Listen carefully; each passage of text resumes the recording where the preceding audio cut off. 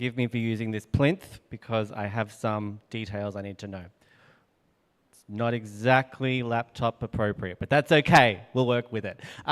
Thanks, everyone. My name's Joe. As Steve mentioned, I am the International One Health Project Officer at Wildlife Health Australia.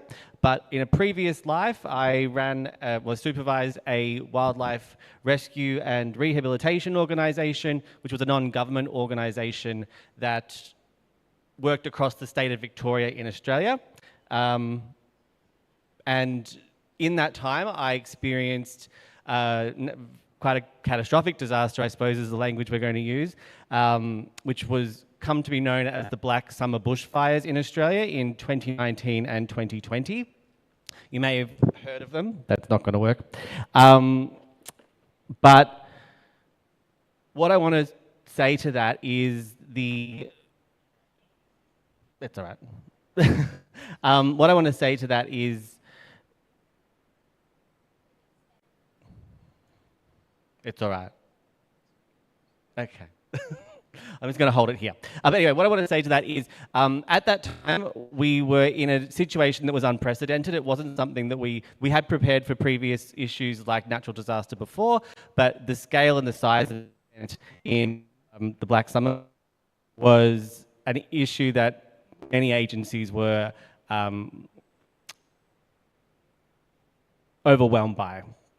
Can I do the next slide thing as well? Thank you. So this is a map of Australia, everyone. This map shows the states and territories of Australia, and it's important to acknowledge that a lot of the time states and territories manage our fire responses and our disaster response. So I was working in the state of Victoria, which is the one down the bottom, and most of what happened in our state was in that red box there. This is a map of the fire activity of the whole year from July 2019 to June 2020. So fire is an important part of Australia's ecology. It is something that a lot of plants have adapted to acquire for regeneration.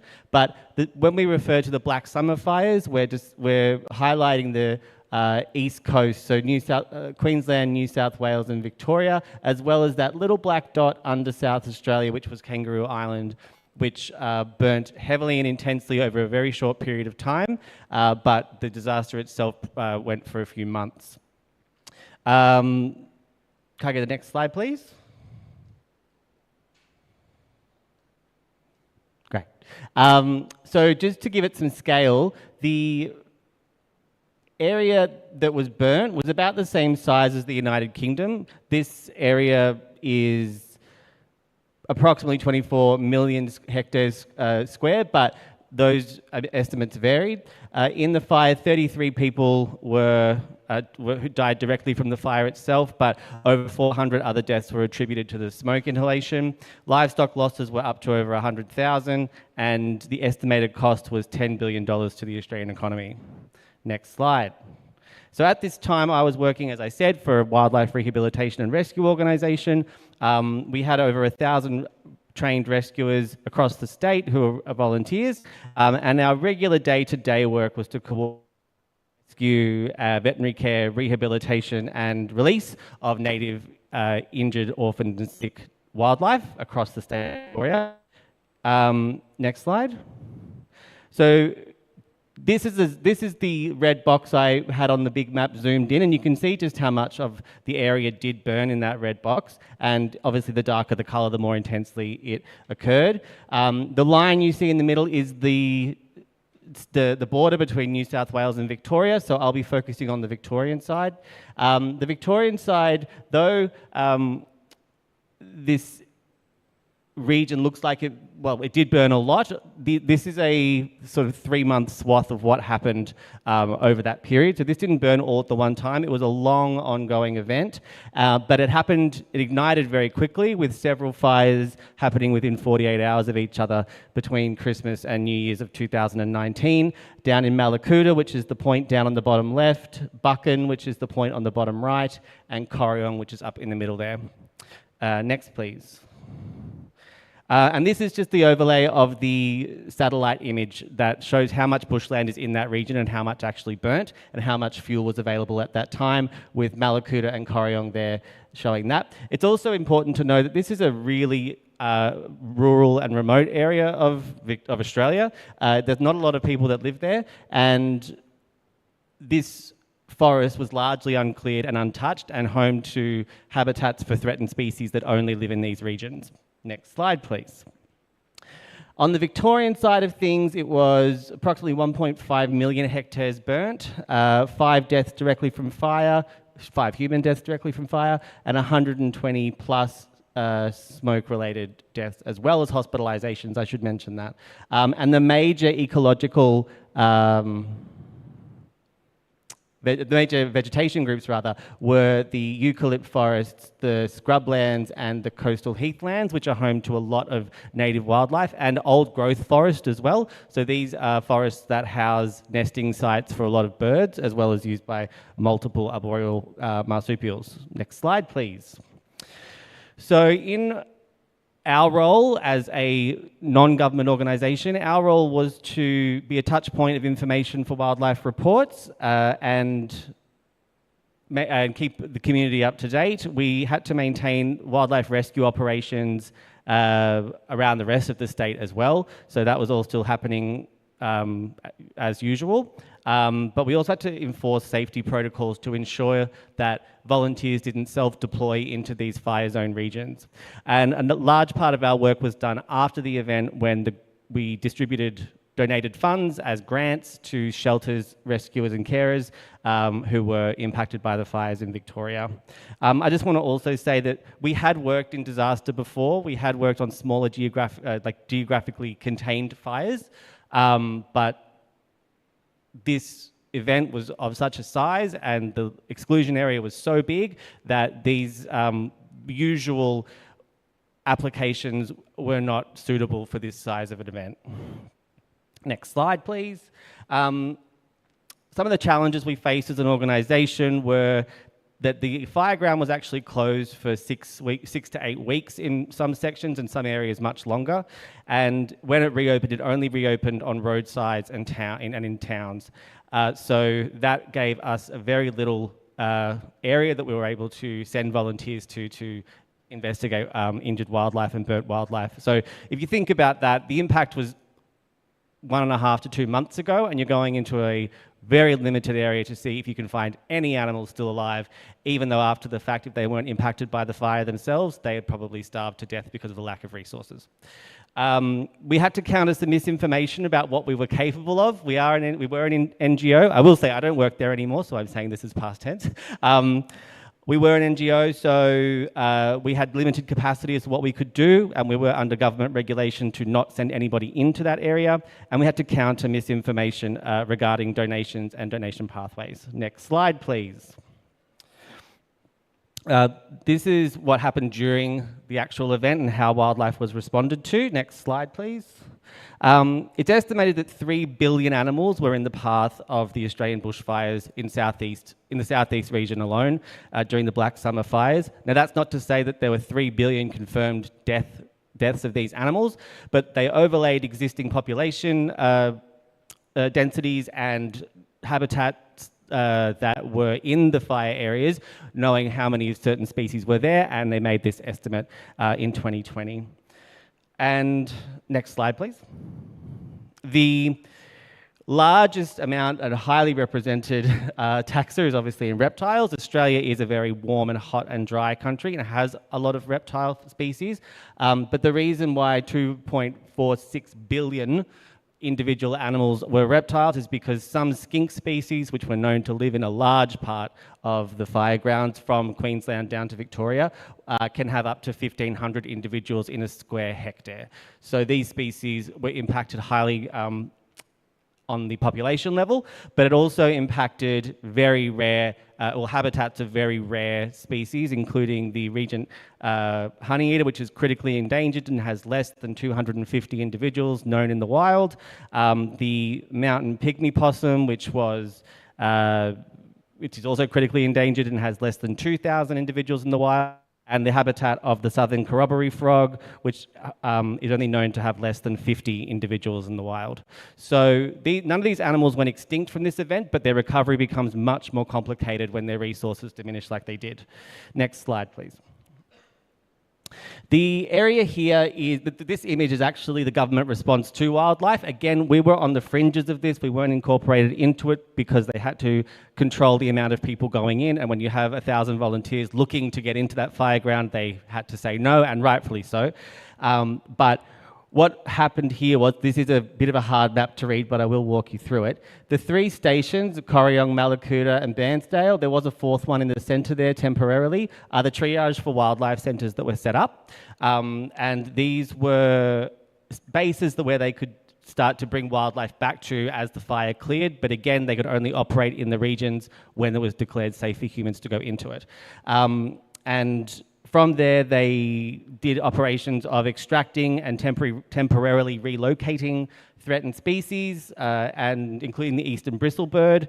They did supplementary food drops, so in areas that were burnt out where endangered species lived, they were dropping food from the sky to ensure that they had some food to eat, and they were also doing targeted culling of invasive species.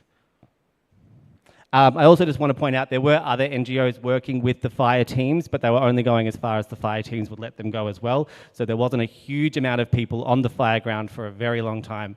And I just want to go into the details of that. Next slide, please.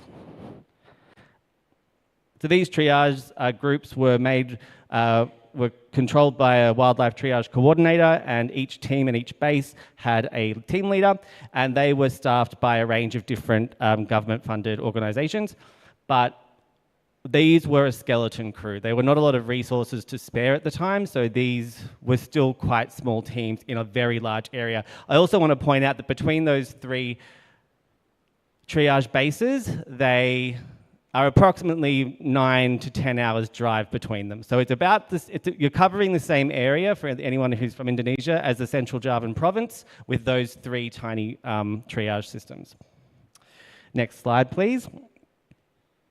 Now, in terms of efficacy, the triage teams did approximately 3,000 individual animals in field, but of those, only 259 came back to the triage tents. Some of them were treated in field and released, but many of them were euthanized. And again, this was quite a period of time after the fire had passed. Of those 259, 3/4 of those were koalas, and of those, I'm going to go through some numbers here, I apologise. Of those numbers, 29 were sent to Zoo Victoria hospital centres, and of those, only 2/3 survived past 6 months. So again, just re-emphasising, they had been living with these injuries sometimes up to 2 months before they were found, and that's why a lot of these animals succumb to their injuries. I also want to point out that when they had to send these animals from the fire field to Victoria Zoos, the Royal Australian Air Force did carry them down to from the fire ground to Melbourne. So there was a huge operation to get them help. Next slide, please. And I just want to point out just how difficult it was to access this area. So these red lines here are the roads, very coarsely drawn by yours truly, so I do apologise. But you can see just how many, this is also the only roads into the area. It's not like there's many ways to get through this space. These roads are the only access you have, and you can see just how much they intersect with the fire grounds. So all of these had to be traversed, be cleared, had to have the edges of the roads cleared so there was no trees falling on them before people could go through. So these areas were very slowly, stage by stage, open, and that's why it was very difficult. But I also want to just point out that it's the area of the Central Javan province, but it has 0.2% of the population. So there are no people in the area as well. Next slide, please. And just to point that out, this is what I mean by saying it was a very difficult thing to go and investigate for wildlife, because if you look on the top photo, that's a road that's been cleared, so you can go down that road and you can go as far as the road has been cleared, but you can't go deep into the forest like in the bottom photo, because obviously that's not deemed safe. A lot of these areas burnt for months and months and months after, and the trees are obviously very damaged and a hazard, so a lot of animals were just never found. Next slide.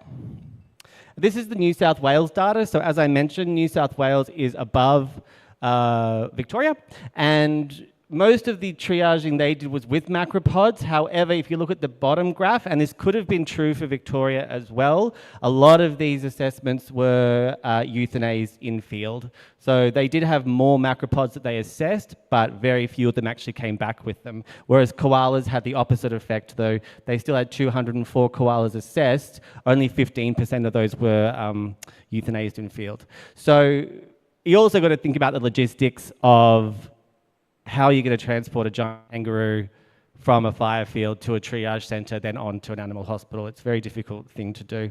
Next slide, please.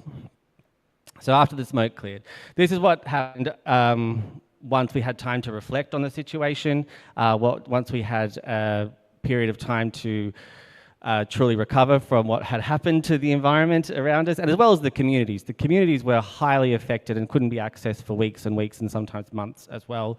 But I just want to say a great quote, which is from Evan Quatermain from the Humane World for Animals, which is, "The end of the storm is not the end of the story." And though the headlines started to fade away, a lot of people were still struggling with what to do in these situations. Next slide, please.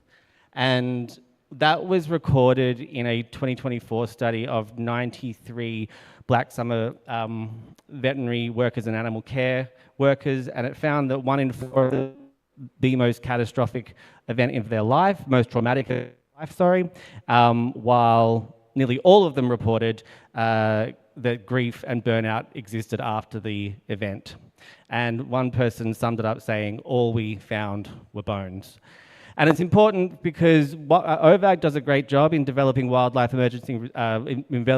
developing wildlife resources that include fatigue management, psychological support, and cumulative impacts of working in a heavily affected environment. So this is something that was very obviously needed to be revised after these types of incidences. Next slide, please. So in the end, well, not the end, but after the fact,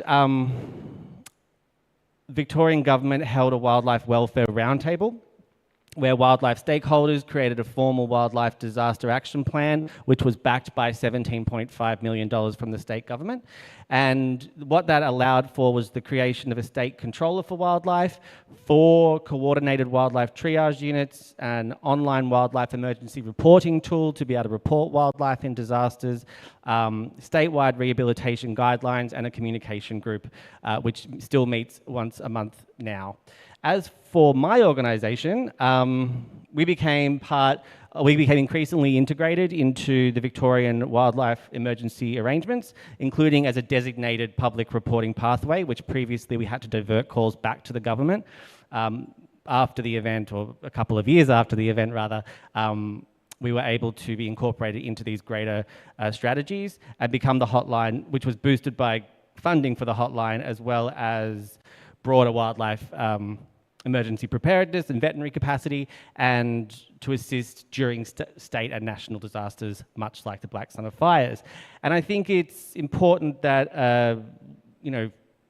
this demonstrates that limitations in what could be done once an event of a magnitude this big are already underway can be very limited, but those limitations after the event can also provide a system that we could improve on. So the value of looking back at the Black Summer fires isn't as a preparedness model, certainly not, but it is a case study of what happens when an emergency exceeds the existing arrangements, and what can we learn from those constraints, and how those lessons can inform stronger wildlife emergency response system in the future. Next slide.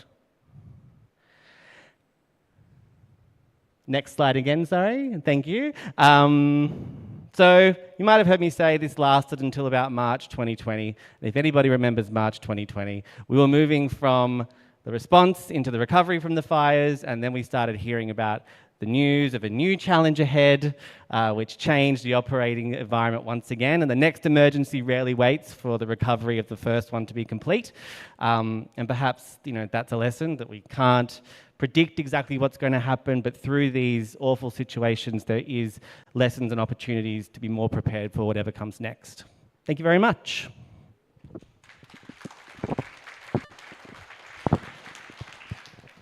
Thank you very much.